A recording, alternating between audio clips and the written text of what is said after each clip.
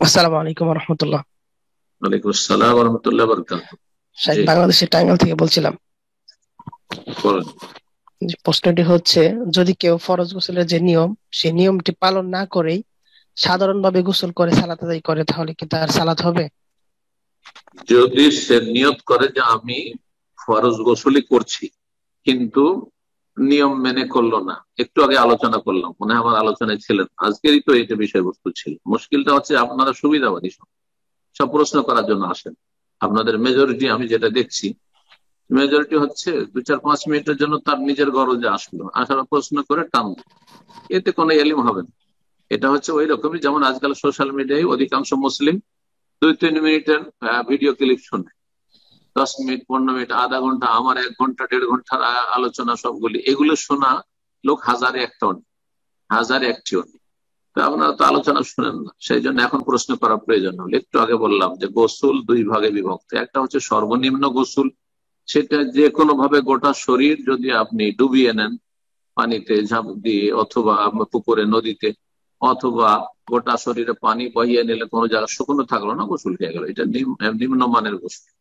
আরেকটি হচ্ছে পূর্ণাঙ্গ গোসল, গোসলে কামেল, সেটা হচ্ছে সুন্নতি তরিকায় গোসল করা, নিয়ত করে উজু করা, আর উজুর আগে লজ্জা স্থান পরিষ্কার করা, আর তারপরে গোসল করা, ডান দিক থেকে করা, শরীরকে রগড়ানো, ইত্যাদি ইত্যাদি। আসসালামু আলাইকুম ওয়া রাহমাতুল্লাহি ওয়া বারাকাতুহু। ওয়ালাইকুম আসসালাম ওয়া রাহমাতুল্লাহি ওয়া বারাকাতুহু। জি। নদিয়া জেলা থেকে বলছি, ডাব্লিউ মেহতা। জি, বলেন। বলছি যে কিছু মসজিদে মানে বেশ সময় দেখা যায়, বেশিরভাগ সময় যে মাদ্রাসায় পড়ছে, মাদ্রাসায় পড়ুয়া কিছু ছাত্র আর কি, যাদের হয়তো ততটা জ্ঞান নেই, এরা অনেক সময় খুতবা দেয় আর কি মসজিদে শুক্রবার, এবং সেখানে দেখা যায় বিভিন্ন জাল হাদিস পেশ করে থাকেন, এই বলে যে এখান থেকে কিছু শিক্ষণীয় শেখার জিনিস আছে, হুম। যদিও হাদিসটা জাল, এরকম কিছু কথা বলে থাকে। তা আমার প্রশ্নটা হচ্ছে যে কতটা ইলম অর্জন করা থাকলে মানে খুতবা দেওয়া যায়, এই সম্পর্কে একটু জানাবেন। খুতবা দেওয়ার জন্য কতটা এলেম লাগবে? যতটা এলেম থাকলে, যে বিষয়টা সে পেশ করছে সেটা যেন সঠিক পেশ করে। যে বিষয়টা সম্পর্কে আলোচনা, সব বিষয় সম্পর্কে জ্ঞান থাকতে হবে না, জরুরি নয়, কিন্তু যেই বিষয়টা সে উপস্থাপন করছে খুতবায়, সেই বিষয়ে যেন তার সম্যক জ্ঞান থাকে।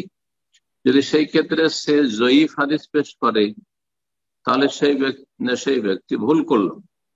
যতক্ষণ পর্যন্ত সতর্ক না, জয়ীফ হাদিস বর্ণনা করা যাবে সতর্ক সাবধান করে, যে এই জয়ীফ হাদিস, এই হাদিসটি জয়ীফ, তাহলে সতর্ক সাবধান করে দিন। আর যদি জাল হাদিস বয়ান করে, কোন অবস্থায় জায়েজ না জাল হাদিস বয়ান করা। জাল মানে মিথ্যা, মিথ্যা হাদিস শুধু মানুষকে হাসাবার জন্য, কাঁদাবার জন্য, হ্যাঁ, মানুষকে আহ মানে আনন্দ ফুর্তি দেওয়ার জন্য, টাইম পাসের জন্য বয়ান করলো, এসব যদি করে, এটা হারাম। এটা হারাম, জাল হাদিস বয়ান করা যাবে।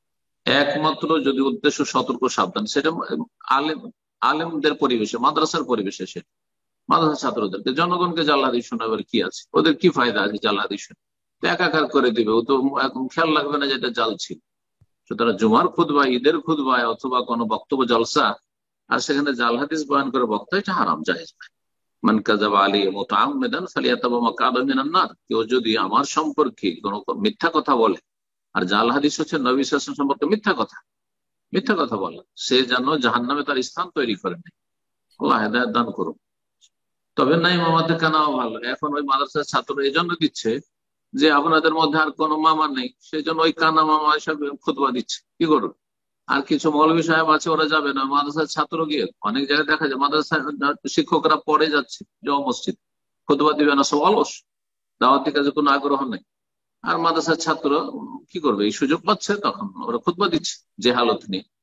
কথা হচ্ছে যে অজ্ঞতার সাথে খুতবা এই জন্য দিচ্ছে যে সমাজ ওর চাইতে বেশি জাহেল, সমাজে এর চাইতে ভালো কেউ নাই হয়তো, যার ফলে।